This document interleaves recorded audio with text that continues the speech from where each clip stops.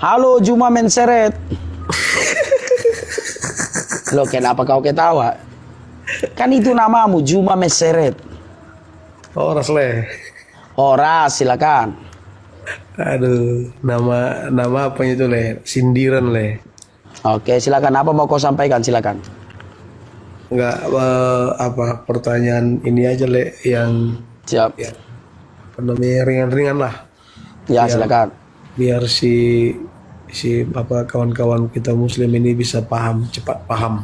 Ya. Pertama yang mau lu sampaikan sama Lai. Ya. Ketika Yesus mati itu kan Ya.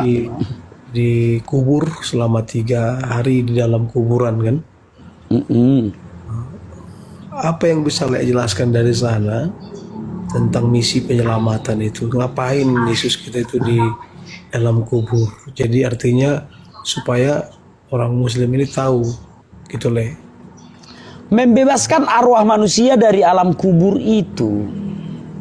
Membebaskan Sebab dari sebab sejak zaman Adam sampai ke zaman Yesus datang ke dunia, orang yang mati itu arwahnya ada di alam kubur.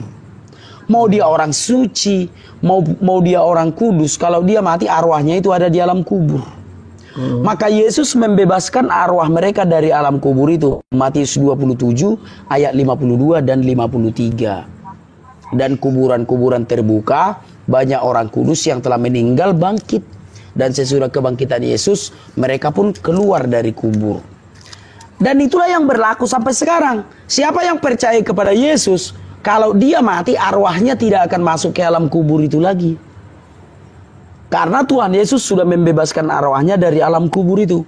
Maka kalau orang yang percaya Yesus mati, arwahnya itu ke surga. Itu. Silakan.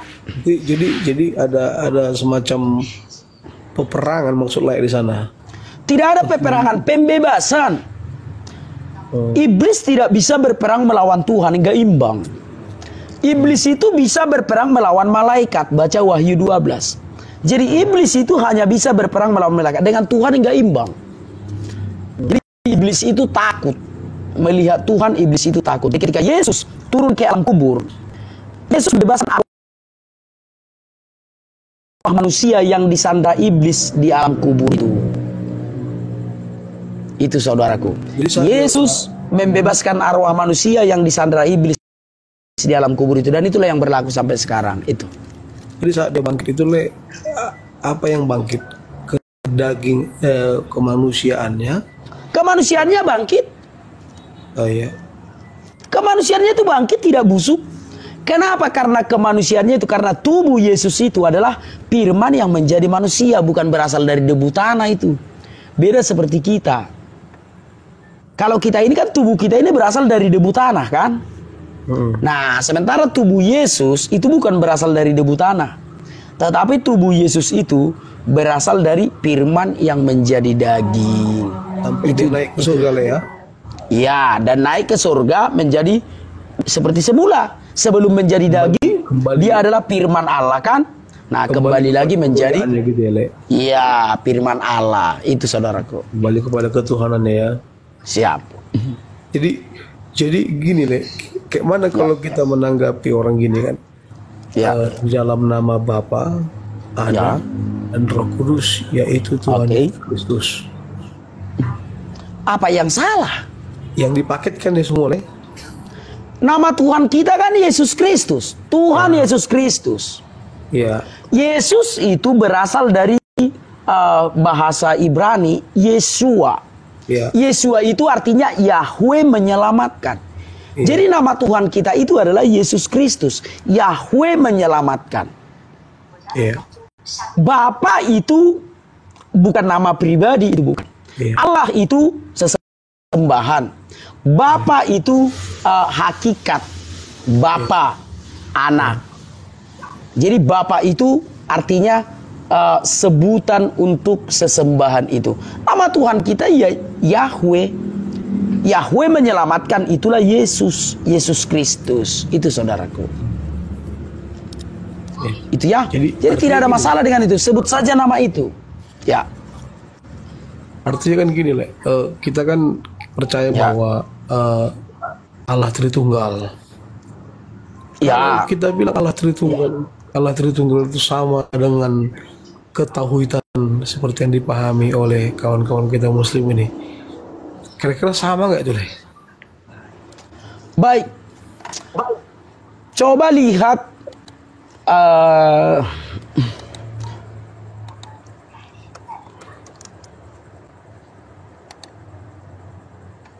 di mana itu tertulis ya? Yakobus 2 ayat 19.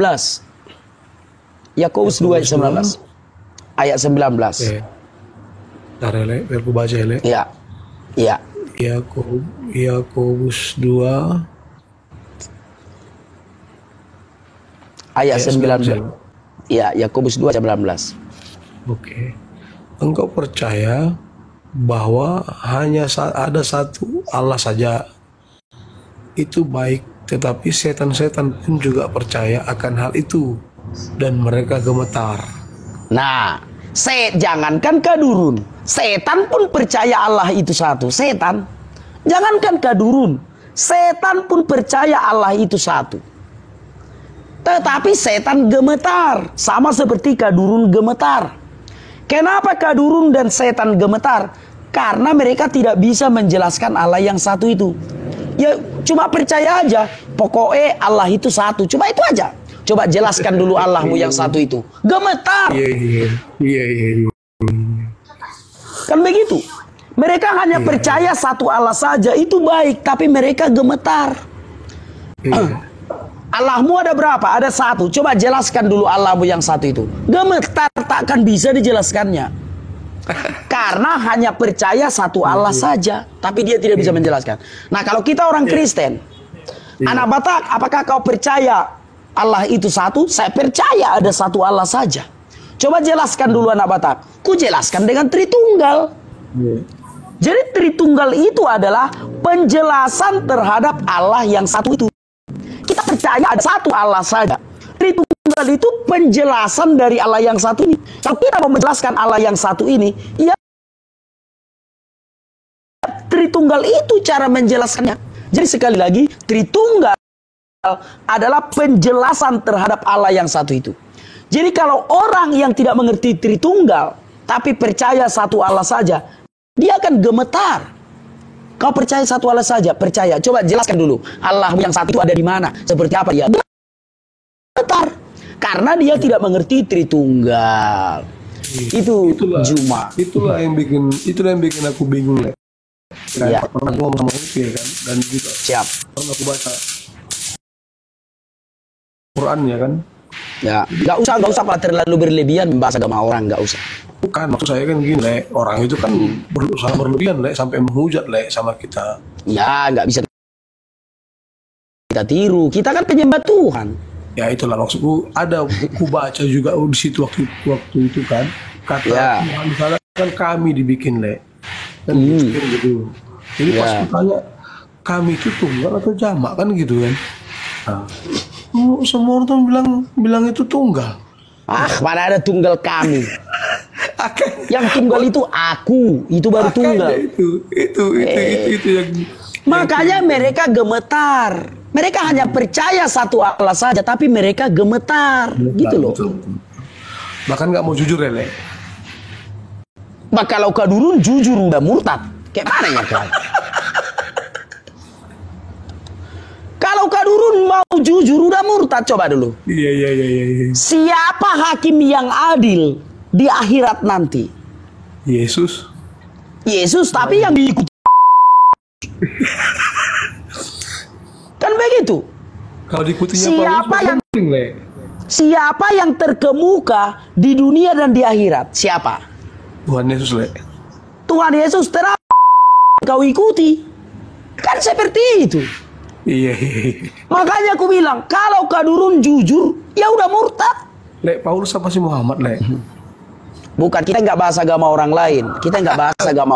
Iya. Sorry ya, saya tidak mau membahas agama orang lain. Yang saya bahas agama saya sendiri. Gitu loh.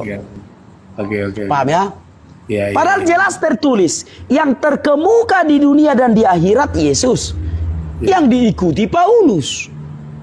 Hakim yang adil, kita kan takut hari penghakiman, benar kan? Iya. Nah, hari penghakiman kita takuti. Kita kan takut melihat hakim itu kan, hakim itu yang mengadili kita. Nah, siapa hakim yang adil di hari penghakiman? Yesus. Kenapa Paulus yang kau ikuti? Nah, seperti itu. Kalau kadurun jujur, udah murtad dari dulu. Itu ya, makanya dibilang boleh berbohong dalam 3 hal. Kan boleh berbohong, karena ada ayatnya itu. Iya, Boleh berbohong dalam 3 hal itu loh. Sementara Tuhan Yesus, apa kata Tuhan Yesus? Coba ikuti juga sama kau nih. Sebentar ya. Apa kata Tuhan Yesus? Abang punya Alkitab juga tadi ya? Ya, punya. Matius 5:37, abang aja lah bang. Pedikali kena bawang putih mataku. Matius 5 ayat 37, abang aja lah. Oke. Matius 5 ayat 37 ya. Ya. Matius 5, sorry bang, telek. Ya. Matius 5 ayat 37. Ya. Baca kan? Ya bacalah Matius 5 ayat 37. Jika ya, hendaklah kamu katakan ya. Jika tidak, hendaklah kamu katakan tidak. Apa yang lebih daripada itu berasal dari si jahat. Nah, itu baru ajaran Tuhan. Gak boleh berbohong. Kalau ya katakan ya, kalau tidak katakan tidak. Jadi ya, kalau ada Tuhan yang menyuruh boleh berbohong, menurutmu masih Tuhan itu menurutmu? Coba kau dulu menjawab dulu. Kau dulu menjawab dulu. Setan betul. Mana ada Tuhan membolehkan berbohong? Ada-ada aja. Iya. Kalau Tuhan yang benar itu Matius 5 ayat 37 itu. Kalau ya katakan ya, kalau tidak katakan tidak. Itu baru Tuhan. Ya. Ini ada pula Tuhan mengatakan boleh berbohong. Aduh. Coba baca lagi 2 Petrus 2 ayat 4. Coba baca dulu 2 Petrus 2 ayat 4. 2 Petrus 2 ayat 4 ya. Nah. 2 Petrus 2 ayat 4 ya. Ya. Sebab jikalau Allah tidak menyayangkan malaikat-malaikat yang berbuat dosa, tetapi melemparkan mereka ke dalam neraka, dan dengan demikian menyerahkannya ke dalam gua-gua yang gelap untuk menyimpan mereka sampai hari penghakiman. Oke, anggaplah kau kadurun. Jujurlah dulu kau. Siapa yang disimpan di dalam goa? Malaikat-malaikat yang berbuat dosa. Nah, malaikat yang berbuat dosa disimpan di dalam goa. Ya. Kalau ada orang yang pergi bertapa ke dalam goa, bertemu dengan malaikat yang di dalam goa ini, kira-kira dia bertemu dengan malaikat Tuhan atau malaikat berdosa? Malaikat berdosa nih. Makanya ku bilang, kalau kadurun mau jujur udah murtad. Iya. Jelas tertulis loh, jelas tertulis. Jelas tertulis bahwa malaikat berdosa lah yang disimpan. Coba 2 Korintus 11 ayat 14. Coba sekali lagi. 2 Korintus 11 ayat 14. Oke, sebentar ya. 2 Korintus 11 ayat 14. Coba apa yang dilakukan iblis yang di dalam goa ini? 2 Korintus 11 ya. Ya, 2 Korintus 11 ayat 14. Ayat 14. Hal itu Ya. tidak usah mengherankan, sebab iblis pun menyamar sebagai malaikat terang. Nah, iblis itu menyamar sebagai malaikat terang. Aku malaikat yang diutus Tuhan katanya. Penipu itu. Iya. Mana ada malaikat Tuhan di goa? Iblis yang di goa itu, malaikat berdosa itu yang di goa itu. Iya. Menyamar ya, Le. Menyamar sebagai malaikat terang. Iblis itu menyamar sebagai malaikat terang. Jadi kalau ada orang yang bertapa ke dalam goa, mengaku bertemu dengan malaikat Tuhan, aduh, mau kali kalian ditipu dia. Penipu itu, yang menyamarnya dia menjadi malaikat terang. Iya. Nah, coba baca dulu lagi, biar bisa kau bedakan saudara-saudaraku, supaya kalian jangan dibodohi oleh malaikat yang di dalam goa itu. Coba bacakan dulu sekarang Matius 6 ayat 5. Coba. Ayat 5 ya, Le. Ya. Oke. Dan apabila kamu berdoa, janganlah berdoa seperti orang munafik. Mereka suka mengucapkan doanya dengan berdiri dalam rumah-rumah ibadah dan pada tikungan-tikungan jalan raya, supaya mereka dilihat orang. Aku berkata kepadamu, sesungguhnya mereka sudah mendapat upahnya. Nah, Tuhan Yesus jelas melarang berdoa di jalan raya. Tapi lihatlah, masih ada orang yang disuruh Tuhannya berdoa di jalan raya. Setiap hari Natal itu beribadah di apa namanya itu, doaat namanya, doaat. Tuhan kok nyuruh di jalan raya itu? Itu bedanya, saudara-saudaraku. Oh, Natalat namanya itu. Itu Tuhan yang nyuruh. Coba dulu di jalan raya itu. Sekali setahun itu kalau nggak salah itu. Apa itu Tuhan? Sementara Tuhan Yesus sudah mengatakan, jangan berdoa di pinggiran jalan raya. Jangan berdoa di jalan raya. Masih ada pula Tuhan yang menyuruh berdoa di jalan raya. Coba Matius 6 ayat 16, 17 dan 18. Coba. Ayat 16, 17, 18 ya. Ya, Matius 6 ayat 16, 17 dan 18 coba. Dan apabila kamu berpuasa, janganlah muram mukamu seperti orang munafik. Mereka mengubah air mukanya supaya orang melihat bahwa mereka sedang berpuasa. Iya. Aku berkata kepadamu, sesungguhnya mereka sudah mendapat upahnya. Tetapi apabila engkau berpuasa, minyakilah kepalamu dan cucilah mukamu, supaya jangan dilihat orang engkau sedang berpuasa, melainkan hanya oleh Bapamu yang ada di tempat tersembunyi. Maka Bapamu yang melihat yang tersembunyi akan membalasnya kepadamu. Waduh. Nah, kalau ajaran Tuhan berpuasa nggak usah tahu orang kan? Iya, betul ya. Biar hanya Tuhan yang tahu kalau kita sedang berpuasa, benar kan? Betul ya, Bu. Itu ajaran Tuhan kan? Iya. Nah, jadi kalau ada ajaran dia yang puasa, orang lain dilarangnya makan, itu ajaran Tuhan atau ajaran setan? Coba dulu, kau dulu berpikir dulu. Kalau ajaran Tuhan Yesus, kalau kita berpuasa nggak usah tahu orang, biar Tuhan sendiri yang tahu kalau kita sedang puasa. Nah, ada orang berpuasa, dia yang puasa, orang lain dilarangnya makan. Apa itu bukan ajaran setan? Coba dulu. Coba dulu, berpikirlah dulu secara logika. Iya. Kau yang puasa, aku yang kau larang makan. Berarti ini harusnya pribadi seseorang sama Tuhan ya kan, Le? Iya kan, itu ajaran Yesus kan? Bukan malah Itu kan menyusahkan ajaran orang. Yesus. Bukan malah menyusahkan orang. Kita yang puasa, orang kita larang jualan, coba. Siap. Itu ajaran Tuhan. Aduh. Paham lagi. Makanya aku bilang, kalau ada kejujuran, Enggak begitu lah ya. kalau ada kejujuran, bukan ecek-ecek, ku bilang kawan-kawan. Aduh, 8 tahun ku pelajari itu, 8 tahun. Ini lagi yang paling jelas ya. Siap. Sebentar ya. Baca dulu Matius 22 ayat 29 coba. 29 ya. Ya, Matius 22 ayat 29, bacalah dulu. Yesus menjawab mereka, kamu sesat sebab kamu tidak mengerti kitab suci maupun kuasa Allah. Aduh.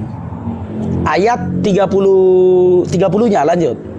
Karena pada waktu kebangkitan orang tidak kawin dan tidak dikawinkan, melainkan hidup seperti malaikat di surga.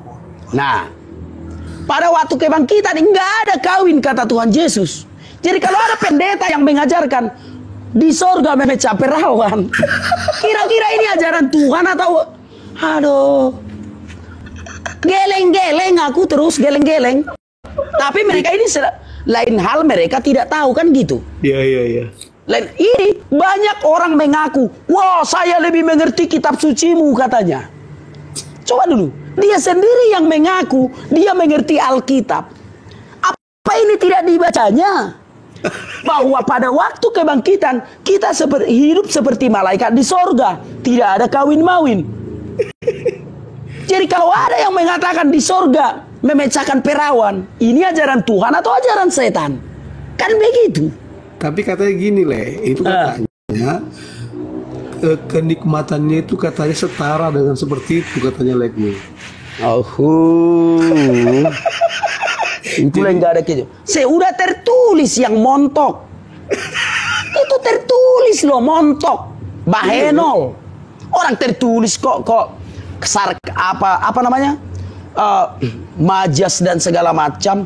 Makanya gue bilang nggak ada kejujuran. Pernah tertulis montok. Ya mungkin, karena itu yang tertulis. Mungkin gaya-gaya mereka ngeles tuh, Le. Ya seperti itulah, maka aku bilang ada kawanku YouTuber, Christian Prince namanya, Christian Prince. Dia langsung bikin dulu di TikToknya itu, tidak ada kecerdasan tanpa kejujuran, kan begitu. Ditulis. Jadi aku kan mau naik ke TikToknya. Ku baca TikToknya ini, tidak ada kecerdasan tanpa kejujuran. Apalah artinya ini, pikirku. Ku rimang-rimangi judulnya itu, nggak jadi aku naik. Nggak jadi aku. Iya kawan-kawan. Ku renungkan judulnya itu, tidak ada kecerdasan tanpa kejujuran. Nggak jadi aku naik gara-gara merenungkan judulnya. Betul pikirku. PC the King, ya PC the King. Iya kawan-kawan, mana ada kecerdasan kalau harus jujur dulu kita baru cerdas. Nah, atau sudah coba. Iya. Yeremia 3 ayat 2 coba. Yeremia 3 ayat 2. Coba bacalah dulu. Yeremia 3 ayat 2. Yeremia 3 ayat 2 ya. Iya. Boleh. Yeremia 3 ayat 2. Ayat 2 ya. Ya. Oke. Layangkanlah matamu ke bukit-bukit gundul dan lihatlah di manakah engkau tidak pernah ditiduri, di pinggir jalan-jalan engkau duduk menantikan kekasih seperti seorang Arab di padang gurun.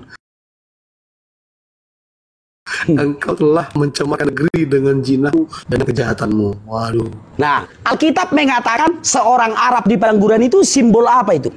Perzinahan, simbol kejahatan. Coba kau udah jujur lah, kau apa artinya itu? Iya. Kok kau puja-puja orang Arab? Padahal Alkitab menulis loh.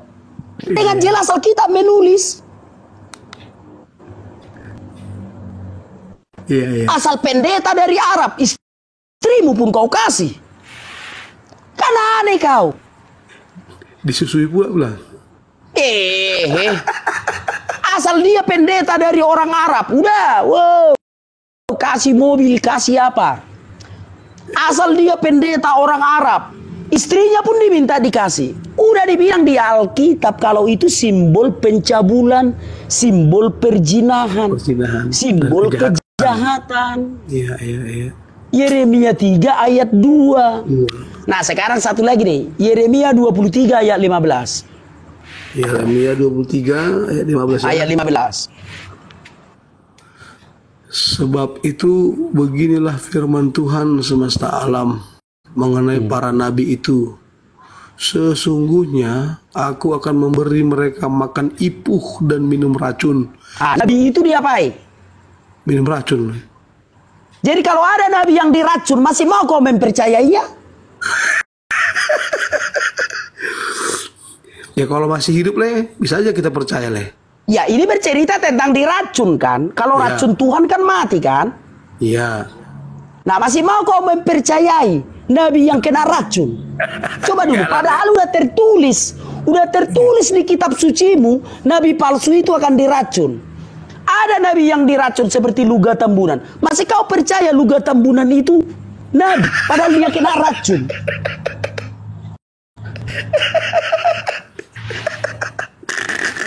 Itu pendeta itu ya.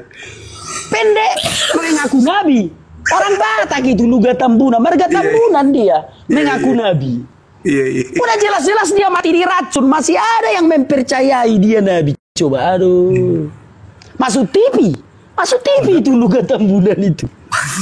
Padahal Paulus dipatok ular beracun nggak mati bang. Nggak mempan, karena dia bukan nabi palsu. Hanya nabi palsu lah yang akan mati dihajar racun gitu loh. Iya. Masuk akal Kan semua. begitu. Coba baca lagi kata Tuhan Yesus di dalam Matius 24 ayat 26. Ya, Matius Matius 24 ayat 26. 24 ayat 26. Iya. Oke. Jadi, apabila orang berkata kepadamu, lihat, ia ada di padang gurun, janganlah kamu pergi ke situ, atau lihat, ia ada di dalam bilik, janganlah kamu percaya. Nah, ini Tuhan Yesus yang ngomong bahwa akan ada yang palsu. Coba baca dulu ke atas dulu, judul perikopnya baca dulu. Baca dulu judul perikopnya dulu. Judul perikopnya siksaan yang berat dan Mesias palsu. Palsu. Iya, iya. Yang palsu akan datang dari padang gurun dan ada biliknya. Iya, iya. Itu Yesus yang ngomong. Jadi kalau ada datang dari padang gurun itu palsu. Dan kalau ada yang mengajarkan ada bilik di padang gurun itu palsu. Tuhan Yesus yang ngomong. Nah, lihatlah sekarang. Orang Kristen berapa banyak yang menghabiskan uang pergi ke bilik itu. Entah apa dia copinya di dalam bilik itu. Coba dulu. Orang Kristen yang ini bentuknya persegi gitu ya, Lea. ya entah apalah itu. Aku malas aku ke situ. Orang Tuhan Yesus sudah melarang kok. Warnanya hitam ya. Mau kalian kasih aku 100 miliar, nggak mau aku pergi ke situ karena Yesus sudah melarang. Untuk apalah orang-orang Kristen pergi sampai ada yang jual tanah?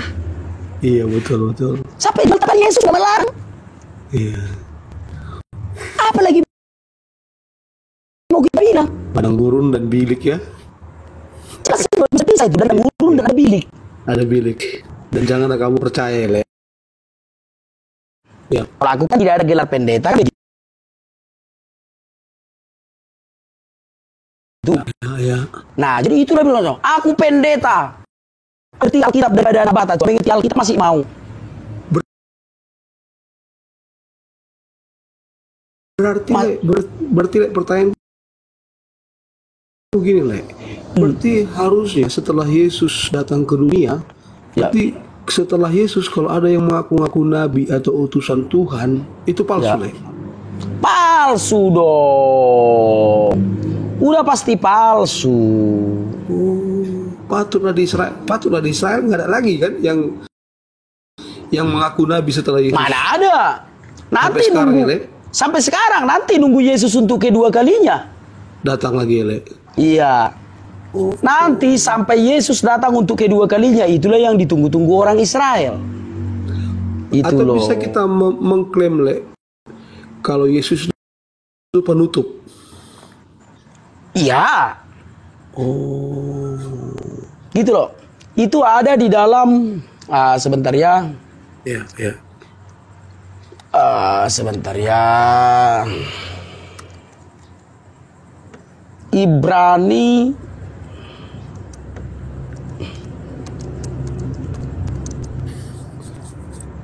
sebentar ya.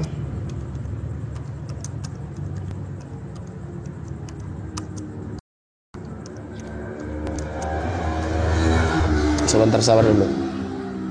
Ya, ya, sabar. Coba Ibrani 1 ayat 1 coba baca dulu. Ibrani 1 ayat 1. Ya. Ya. Allah, perikopnya, Allah berfirman dengan perantaran anaknya.